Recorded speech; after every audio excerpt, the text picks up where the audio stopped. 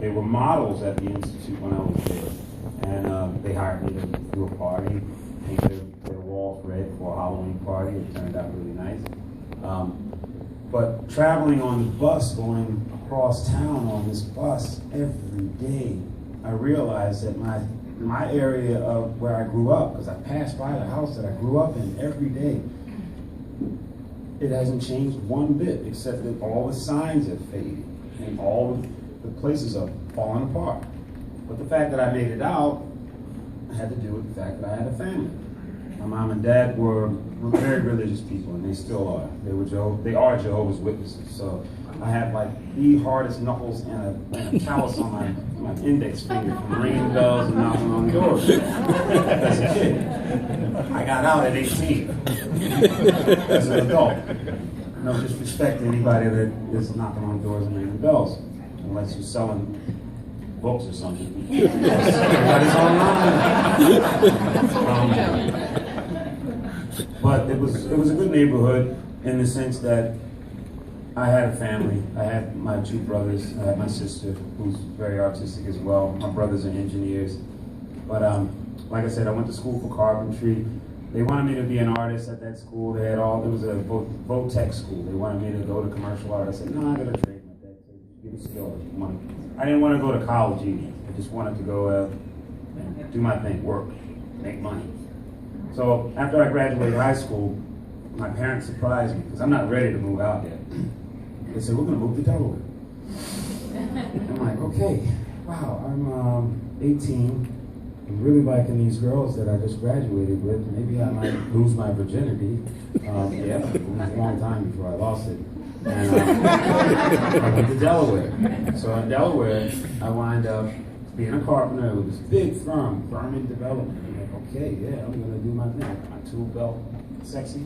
And get on the site and do all my thing. And within that first year, they laid me off. First time I ever had to go on unemployment. I hated the whole process. Back then, you had to go door to door again. And I was used to that. Go door to door and have somebody sign it off and say, yep, you came in. Even if they didn't even have a position, you just go in there and it was miserable. So when I was younger, my dad used to see that I was writing on everything in my bedroom. They call it graffiti. Now, I was doing that as a kid. I was in junior high when I started writing on things. My dad caught that. He bought me an airbrush. He didn't buy me a compressor, but he bought the airbrush. And he bought the compressed air in cans. And I was in that bedroom learning how to use this airbrush. So by the time I'm in high school, I'm making t-shirts for my friends, Calvin and Hobbes, Garfield, and I'm getting better and better at it, so I'm getting these skills.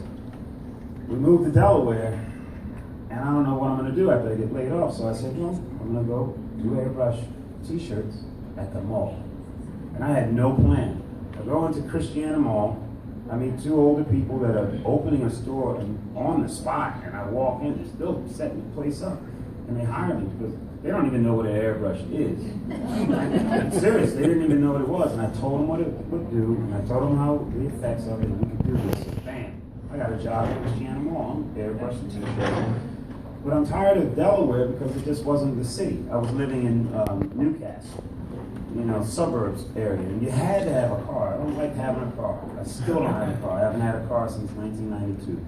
I walk everywhere in the city, and if I can avoid it, I try not to catch a bus either because I got stories on these buses in Baltimore.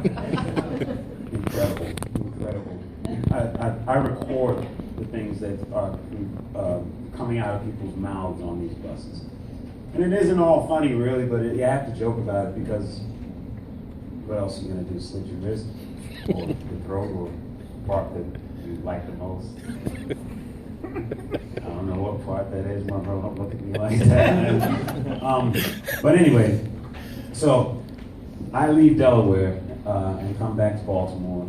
I start airbrushing at Mondawmin Mall. I was the first airbrush artist at Mondawmin Mall. Now, if you don't know what Mondawmin Mall is, Mondawmin is in the center of the city, northwest Baltimore. It is a mall that had been open since my dad was a kid in this neighborhood, but that had never been redeveloped.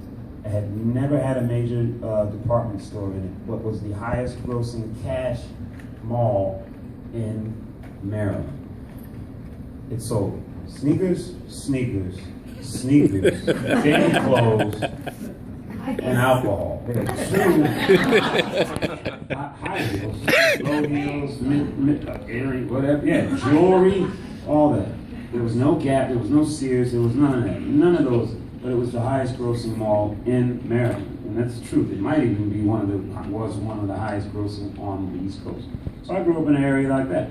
But I'm airbrushing at the mall, putting things on, t-shirts like guys standing next to Mercedes Benzes with Rottweilers, with rhinestones and a stack of money, and I'm saying to myself, this isn't art. And I don't want to do it. So I'm trying to see if I can get these people to not get these t-shirts. So I start charging them astronomical prices. So that's going to be $60 for that t-shirt. So, okay, let me get two of them. That's going to be $200. I eventually got there, and then I started making $200 t-shirts. I left because there were 2 shootouts in the mall, and that was it for me. True story, all this stuff I'm telling you. So, I leave Mondawmin Mall. I had a friend who had been going and taking continuing studies classes at the Maryland Institute. There was a thing called a councilmatic scholarship that before Kurt Schmoke became mayor, he's the one that actually sliced that and said, no, if I got a loan, they can get a loan.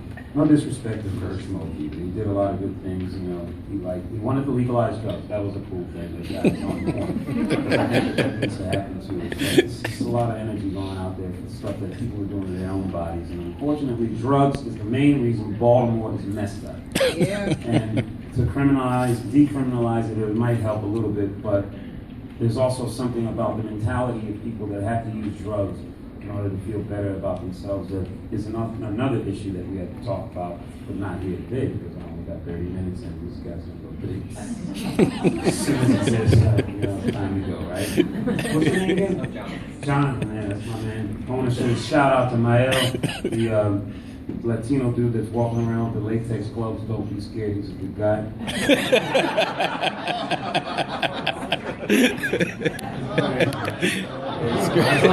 I'm getting older. In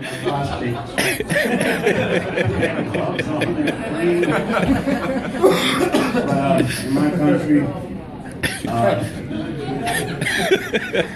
drugs are the main problem, and that's what I saw growing up. Everybody's on heroin. Baltimore's a heroin town. It's the capital in America, and it's the truth. Unfortunately, it's still that way. But I got past that. I used to ride bikes. I used to draw and paint and write graffiti, straight up. And it wasn't anything other than the graffiti that's illegal. But otherwise, it was all legal. And expression. You know, even on the bikes, all the stuff we did on the street is now being done in the air. And I think they're in outer space doing some of the stuff. You know, I don't know what has happened with these bikes now.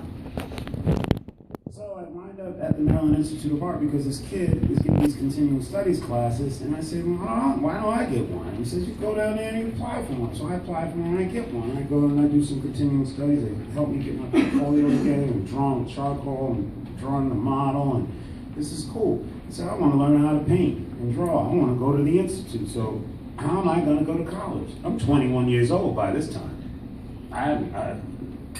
Where am I going to get the money? Maryland Institute, the oldest accredited art college in America. That's some history for you. So I decided to go back to my high school, Harvard Vocational Technical High. And I go back, I asked the art teacher who wanted me to be a part of his commercial art class, but I never would join. I was a carpenter. And I asked him, I said, is there any support for alumni? You know, I'm still making art and I want to get into the Institute. I'm doing this thing, the continuing studies. He says, well, honestly, we have a full scholarship, but if she doesn't accept it, we'll give it to you because I know you're doing your thing. That's how I went to the Maryland Institute. Full ride, as they say, full ride. And that was a miracle right there. And although it may sound like a handout almost, it's something like, you didn't earn that. You didn't get a full ride. You probably couldn't draw. I won every scholarship. I won every fellowship. I went to Italy, for the summer. I went to Europe and Africa. When I graduated, I won all these awards, and I'm now currently a fed up, starving artist. That is my theme from this point on. Is that artists don't get the support that they need, even though they may have talent, and even though they may be working. Technology has gone to a point where it's taking over, and a painter and a draftsman and a sculptor and a clay worker don't really get the work that they should get because everybody wants a graphic designer. No disrespect to graphic designers, but that's where everything has gone. So it's not going to stop it regardless. But so I get to the Institute, I do those things, I travel all over the world, and I come back to Baltimore. And I eventually wind up in a relationship with a woman that takes me to Boston. You know, it was all grand. She was in a big school up there, Harvard, and I had 5 jobs, literally. I was a caterer. That's why I like I was talking about you, man. I was a caterer just like you. You know, I was a caterer. I'm not from Jamaica, but I had dreadlocks too. So I was a caterer. I worked at 2 schools teaching after-school programs. We did murals. That's another thing I love to do with kids. I worked at a deli, a gourmet deli in my neighborhood, and I worked as a maintenance guy and handyman at a bed and breakfast that was also in that area. I always take stuff in my area so that I can walk. I want to walk, except for the catering thing, which took me all over Boston, and I learned how much was going on in Massachusetts. I didn't really like Boston. It was cold. We were talking about it a few minutes ago. It was cold, temperature-wise, and temperament-wise. And there was an area, though, that I wound up moving into my second year there that was called Jamaica Plain, and it was more diverse. It's sort of like, if you know Baltimore, there's a place called Mount Vernon, and that's more of the gay district. And that was what Jamaica Plain was. And so Jamaica Plain had a lot of the gays, and had the artists, and they had the musicians, and just, you know, as they call it in my country, the freaks. So I fit in, you know, it's normal. And so eventually I leave Boston, and I go to California, and I get into grad school out there, California College of Arts and Crafts. It was great. Unfortunately, I lost my mind out there because they had these herbs and stuff that I didn't have any idea what they were. This is not oregano. So I wound up back in Baltimore. I hope you see the pattern. Baltimore is going to draw you back in because it's a special town. It's not like any other city I've ever lived in. I've lived in New York. I'm born in Jersey. I've lived in Boston. I've lived in D.C. I've lived in California. No place on this American soil is like Baltimore. Baltimore really doesn't change. It's not trying to change, and unfortunately, that's not a good thing. Like I said, that area where I grew up hasn't changed one bit. Dinkins Clean is just still there. It's just a more faded sign. I grew up in an area where at 6 a.m. there was a line that incorporated all of you outside of it, but it wasn't for a soup kitchen, it was for a liquor store. Baltimore is liquor stores and churches, and then carryouts. And until you get into the regions that are more touristy or more hip, as they call it now, and with the youngsters from the those areas are flourishing. The real estate is coming up. The security is astronomical. I mean, there's like a guy on every corner. But yet in those neighborhoods, you're not going to see any cops around until somebody's laying on the ground and they're ready to do the chalk drawing. I love chalk drawing. Chalk drawings like that. Because the red always gets so, I mean, the chalk can't go through that red. I don't know what that stuff is, but it always messes up the chalk. And so now I'm here. And I'm still doing t-shirts. I went full circle. I have a company called Boulevard International, and I make one-of-a-kind, handmade, from actual found objects or utensils or things that are in your house, and I make t-shirts out of them. It's basically like taking a quarter, that's a coin. Most people don't use money anymore. I know you use cards and things, but it's a thing called a quarter. You put a piece of paper over it, use a pencil, and if you rub it, you'll pick up the image. That eagle or the guy's face on the front. What number president was he? Number one. George Washington. And so you rub that, and you'll pick up that image. That's basically how Boulevard started. I was working as a carpenter. I was a fed-up carving artist. I had a great boss. I was cleaning up on a demo day, sweeping up at the end of the day, and I found a heating grate, heating register. One of those old decorative ones from the old houses. This is on Green Mountain 27. I pick it up, I go downstairs and I say, I'm quitting. And I quit and I made all my t-shirts from that one heating grate. It's in the middle of winter, November of 2007 actually. And from there I just started collecting items with texture and relief space, and just continued and continued and continued and continued. And now I'm at a point where I don't even need to get anything else because it's going against the actual philosophy of what Boulevard is. Boulevard believes in recycling things, getting old clothes that maybe like today, like your top, you might spill wine on it, and you're like, oh man, I messed up this great t-shirt or whatever, and I can't wear it again. Send it to Street. He's gonna go and put a print over top of that wine stain. And that's my encouragement to people that I'm living around. And so I've been selling it mostly to people that I know and out of the local watering holes, they say in my country. I like that phrase. So that's what I'm doing now. But otherwise, that's my story about Baltimore, growing up here. That's my story, personally. I want to read you something about my philosophy about art, because that's what I'm going to be doing for the entirety of my life. But I want to express that a little bit. All these pieces around here also exhibit my paintings. These are there's a variety of different styles and ideas. This one in particular was based around that disaster in Japan when the nuclear plant went down and dead body. I was thinking of toxicities and things like that.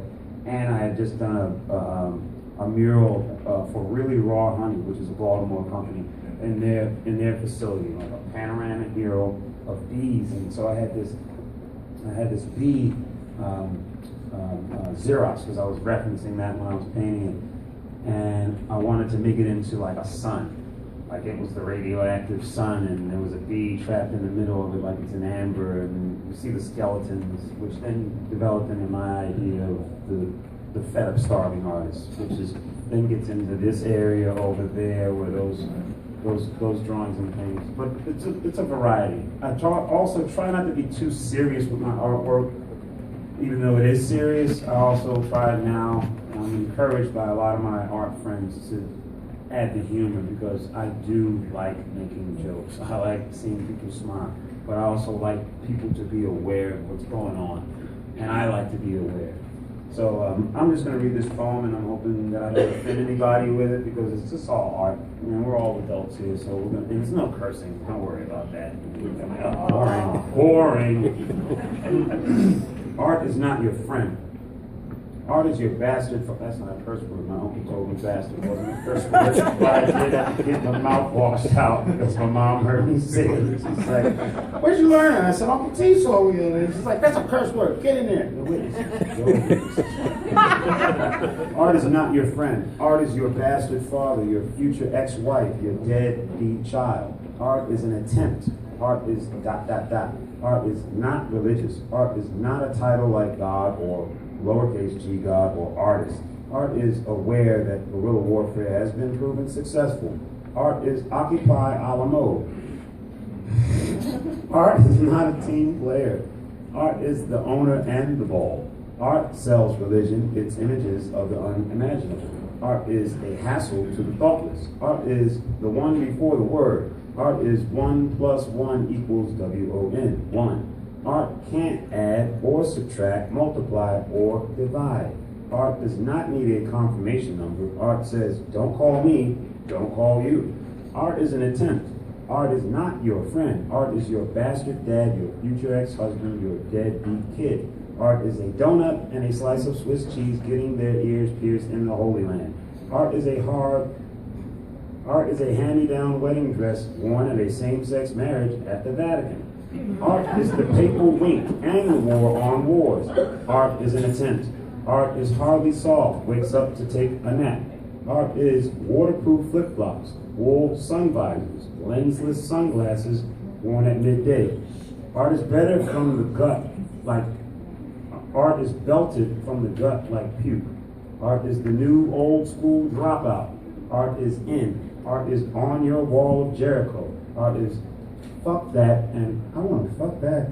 Art does not wash windows to the world. Art is a blind woman playing an air guitar in the rain. Art is pennies in a panhandler's pot of piss at 1600 Pennsylvania Avenue in Washington, D.C. Art does not wear undergarments. Art is not your friend. Art is stealing identities and just bought a new paper shredder. Art is a fart with high hopes becoming a burp that stinks up the dormitory. Art is a 6-year-old piano player named Ethan who stares at himself in the monitor when on TV interviews. I love that kid. I used to look him up and he's like, have you heard of that kid? He's awesome. Art is Satan's therapist and the Grim Reaper's cousin. Art is Baltimore, Brooklyn, and the Bronx, making a A-list of bars areas on my list. Art is sponsoring AA meetings with a Solio and Natty Bow breath. Art is alcoholics, a lot of us. Art is signing my student loan check with an X in invisible blood. Art is designating all my fingers and toes middle fingers. Art is graduating from FU with honors. Art is an attempt on your. Art is dead, resurrected, and sold to the fashion industry as a capital T on a necklace.